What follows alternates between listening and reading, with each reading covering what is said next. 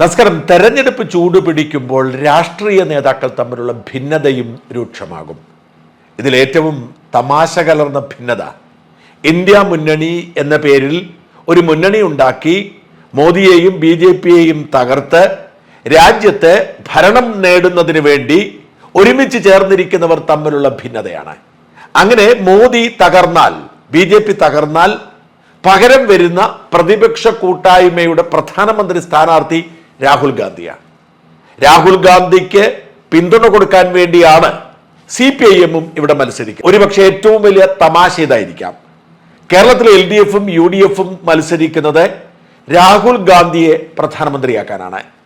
എന്നിട്ടും തന്നെ പ്രധാനമന്ത്രിയാക്കാൻ കഷ്ടപ്പെട്ട് അന്യം നിന്ന് പോകുന്ന അരിവാൾ ചുറ്റിക നക്ഷത്ര അടയാളത്തിൽ മത്സരിക്കുന്ന പിണറായിയെയും കൂട്ടരെയും രാഹുൽ ഗാന്ധി അപമാനിക്കുന്നതും പരിഹസിക്കുന്നതും ഉചിതമാണോ? കേരള മുഖ്യമന്ത്രി പിണറായി വിജയനെ ജയിലിൽ അടയ്ക്കാത്തത് എന്തേ എന്ന് രാഹുൽ ഗാന്ധി ചോദിച്ചാൽ രാഹുലിനെ പ്രധാനമന്ത്രിയാക്കാൻ വേണ്ടി വിയർപ്പൊഴുക്കുന്ന പിണറായിക്ക് കലിക്കുമെന്ന കാര്യത്തിൽ തർക്കമൊന്നും വേണ്ട. അതുകൊണ്ട് പിണറായി വിജയൻ രാഹുൽ ഗാന്ധിയെ BJPക്കാർ വിളിക്കുന്ന ആ പേര് പപ്പുമോൻ എന്ന് വിളിക്കാതങ്ങ് വിളിച്ചു. എന്താ ഒരു ആവേശമാണ് പിണറായിക്ക്! ചുമ്മാതാണോ കോൺഗ്രസുകാർ പിണറായിയെ മോദിയുടെ മൈ ഫ്രണ്ട് എന്ന് വിശേഷിപ്പിക്കുന്നത്? BJPക്കാർ ഉപയോഗിക്കുന്ന അതേ പദം പപ്പുമോൻ, അത് പറയാതെ ഇനി ഞങ്ങളത് വിളിക്കാം, പഴയ പേരാണല്ലോ എന്നൊക്കെ ചോദിച്ച് പിണറായി ആറാടുകയാണ്. ഞങ്ങൾക്കാരെയും പേടിയില്ല, ഒരു അന്വേഷണ ഏജൻസിയെയും കാണുമ്പോൾ നിങ്ങൾ കോൺഗ്രസുകാരെ പോലെ ഞങ്ങൾ ഓടി എതിർ ക്യാമ്പിൽ അഭയം പ്രാപിക്കില്ല. നിങ്ങളുടെ അമ്മൂമ്മയുണ്ടല്ലോ ഇന്ദിരാഗാന്ധി, അവര് നാടടക്കി വാണകാലത്ത് ഞങ്ങളൊക്കെ ജയിലിലായിരുന്നു, തൻ്റെ ഇടത്തോടെ ധീരതയോടെ അങ്ങനെ അങ്ങ് പറഞ്ഞ് പിണറായി കത്തിക്കയറുകയായിരുന്നു. പിണറായിയുടെ വെല്ലുവിളി കോൺഗ്രസുകാർക്കും കലിപ്പായി. നേതാക്കന്മാരൊക്കെ വരിവരിയായി രംഗത്ത് വന്ന് പിണറായി മാപ്പ് പറയണം, പിൻവലിക്കണം എന്നാവശ്യപ്പെട്ട് കാവൽ നിൽപ്പുണ്ട്. പക്ഷെ മാപ്പ് പറയേണ്ടത് രാഹുൽ ഗാന്ധിയാണ് എന്ന നിലപാടിലാണ് MV ഗോവിന്ദൻ മുതൽ വൃന്ദാക്കാരാട്ട് വരെയുള്ളവർ. കണ്ണൂരിലെ ജയരാജൻ പറയുന്നത് K സുധാകരൻ BJPയുടെ പടിവാതിൽക്കൽ പോയി വാതിലിൽ മുട്ടി നിൽക്കുകയാണെന്നാണ്. അങ്ങോട്ടും ഇങ്ങോട്ടുമൊക്കെ അങ്ങനെ കശപിശയുമായി മുന്നേറുകയാണ് തെരഞ്ഞെടുപ്പ്. അതിനിടയിൽ ഏറ്റവും വലിയൊരു തമാശ സംഭവിച്ചു. CPIMന്റെ സംസ്ഥാന സെക്രട്ടറി MV ഗോവിന്ദൻ കൊല്ലം പ്രസ് ക്ലബിൽ ഒരു പത്രസമ്മേളനം നടത്തി. ആ പത്രസമ്മേളനത്തിൽ കേരളത്തെ ഞെട്ടിക്കുന്ന ഒരു ബോംബാണ് വാസ്തവത്തിൽ ഗോവിന്ദൻ വലിച്ചെറിഞ്ഞു പൊട്ടിച്ചത്. നമ്മളൊക്കെ വാസ്തവത്തിൽ പിണറായി വിജയനെ തെറ്റിദ്ധരിച്ചല്ലോ എന്ന കുറ്റബോധത്താൽ നീറേണ്ട സാഹചര്യം ഉണ്ടാക്കിയാണ് പത്രസമ്മേളനം അവസാനിപ്പിച്ച് ഗോവിന്ദൻ മാഷ് പോയത്. എന്ത് കേസിന്റെ അടിസ്ഥാന കാഴ്ചപ്പാടാണ്? അതുകൊണ്ട് ഒരു കേസും മുഖ്യമന്ത്രിയില്ല. മുഖ്യമന്ത്രിയുടെ ചോദ്യം ചെയ്യാൻ തന്നെ സാധിക്കുന്ന ഒരു തെളിവ് അവർ കിട്ടിയില്ല, ഒരു മൊഴി പോലും കിട്ടിയിട്ടില്ല. മൊഴി കിട്ടാൻ വേണ്ടി ഒരുപാട് കാര്യം സ്വർണത്തിന്റെ കടത്തുമായിട്ട് ബന്ധപ്പെട്ട് പറഞ്ഞാണ്. സ്വർണത്തിന്റെ ഒന്നാം പ്രതി നരേന്ദ്രമോദിയാണ്. ഇന്ത്യയിലെ താവളങ്ങളിൽ നിന്ന് സെൻട്രൽ ഗവൺമെന്റ് ആണ്, കേരളത്തിലെ ഗവൺമെന്റ് ഉത്തരവാദി. അപ്പൊ പിണറായി വിജയൻ എന്താണ് ഇതിനകത്ത് പങ്ക്? ഒരു പങ്കുമില്ല എന്ന് മനസ്സിലായപ്പോ എന്ത് ഉപന്യാസവും പറയാ, ഇലക്ഷന്റെ ഭാഗമായിട്ട് വോട്ട് കിട്ടാനുള്ള ഒരുപാട്. എന്താ കഥ?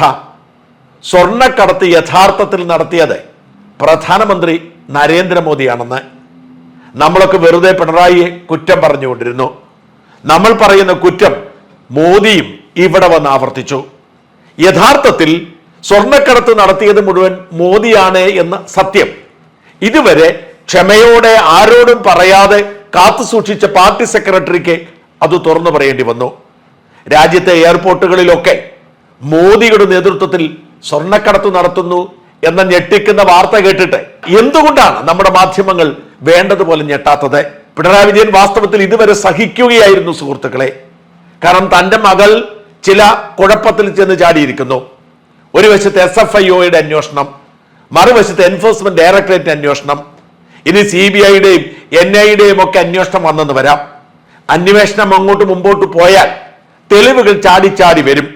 വന്നാൽ ഈ സഹായമൊക്കെ കൈപ്പറ്റിയത് അടിസ്ഥാനപരമായി മകളുടെ പേരിൽ താനാണ് എന്ന് തെളിയുന്ന സാഹചര്യം ഉണ്ടാവും. അത് ഓർക്കുമ്പോൾ നമ്മുടെ മുഖ്യമന്ത്രിയുടെ മുമ്പിൽ രണ്ട് മുഖങ്ങൾ തെളിയുന്നുണ്ട്. ഡൽഹിയിലെ മുഖ്യമന്ത്രിയുടെയും ഉപമുഖ്യമന്ത്രിയുടെയും മാത്രമല്ല ജാർഖണ്ഡിലെ മുഖ്യമന്ത്രിയുടെയും മുഖം തെളിയുന്നു. അഴിമതി നടത്താതെ അഴിമതിക്ക് സാധ്യതയുള്ള തരത്തിൽ ഒരു നയമുണ്ടാക്കിയതിനാണ് അകത്തായത്.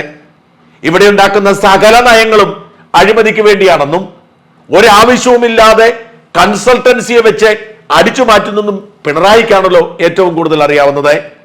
അല്ലെങ്കിൽ നമ്മുടെ എരിമേലിയിലെ എയർപോർട്ടിന്റെ കാര്യം ഓർക്കുക. ഒരു തരത്തിലും അത് ലാഭത്തിലാവില്ല എന്നറിഞ്ഞിട്ടും ആയിരക്കണക്കിന് കോടി മുടക്കി അങ്ങനെ ഒരു പദ്ധതിക്ക് ബഹളം വയ്ക്കുന്നത് എന്തിനാണ്? അനധികൃതമായി ആ ഭൂമി ഇടപാട് ഉറപ്പിക്കാൻ, അതിന് കമ്മീഷൻ കൈപ്പറ്റാൻ. കേജ്രിവാളിന്റെ മാനദണ്ഡമാണ് പാലിക്കുന്നതെങ്കിൽ ഇതൊക്കെ ഗൗരവമായി എടുത്താൽ ഈ നയങ്ങളെല്ലാം ജയിലിലേക്ക് നയിക്കും എന്നിരിക്കവേ സ്വർണ്ണക്കടത്ത് മുതൽ കറൻസി കടത്ത് മുതൽ മാസപ്പടി മുതൽ കരിമണൽ കർത്തയിൽ നിന്നും വിഹിതം കൈപ്പറ്റിയത് മുതൽ ലൈഫ് മിഷനിൽ പണം കടത്തിയത് മുതൽ പ്രളയ ദുരിതത്തിന്റെ പേരിൽ കാശ് പിരിച്ചതിന് മുതൽ എന്തെല്ലാം കിടക്കുന്നു അകത്താക്കാൻ. അതുകൊണ്ടാണ് സുഹൃത്തുക്കളെ ഇതുവരെയായും പിണറായി ഈ ഞെട്ടിക്കുന്ന വിവരം പുറം ലോകത്തോട് പറയാത്തത്. ഒരു കാര്യം പ്രത്യേകം ശ്രദ്ധിക്കണം. പിണറായി രാഹുൽ ഗാന്ധിക്കെതിരെ ആഞ്ഞടിക്കുമ്പോഴും മോദിക്കെതിരെ ഇതുവരെ മിണ്ടിയിട്ടില്ല. മോദി ഇവിടെ വന്ന് സ്വർണ്ണക്കടത്തെന്ന് പറയുമ്പോഴും മോദിയുടെ പേര് പറയാതെയാണ് പിണറായി തീവ്രത കുറഞ്ഞ വിമർശനം നടത്തുന്നത്. എന്തായാലും സ്വർണ്ണക്കടത്തിലെ സൂത്രധാരൻ മോദിയാണ് എന്ന ഞെട്ടിക്കുന്ന വിവരം നമ്മുടെ മാധ്യമങ്ങൾ വേണ്ടതുപോലെ ചർച്ച ചെയ്യാത്തതിലുള്ള പ്രതിഷേധം ഞാൻ ശക്തമായി അറിയിക്കുന്നു. എം വി ഗോവിന്ദനെ പോലൊരു നേതാവിനെ നമുക്ക് കിട്ടിയത് തന്നെ ഭാഗ്യം. അതുകൊണ്ടാണല്ലോ ഇത്രയും മഹത്തായ കാര്യങ്ങളൊക്കെ നിർഭയം ഈ ഗോവിന്ദൻ മാഷ് വിളിച്ചു പറയുന്നത്. ചുമ്മാതല്ല ഗോവിന്ദനെ എല്ലാവരും ഗോവിന്ദൻ മാഷേ എന്ന് വിളിക്കുന്നത്.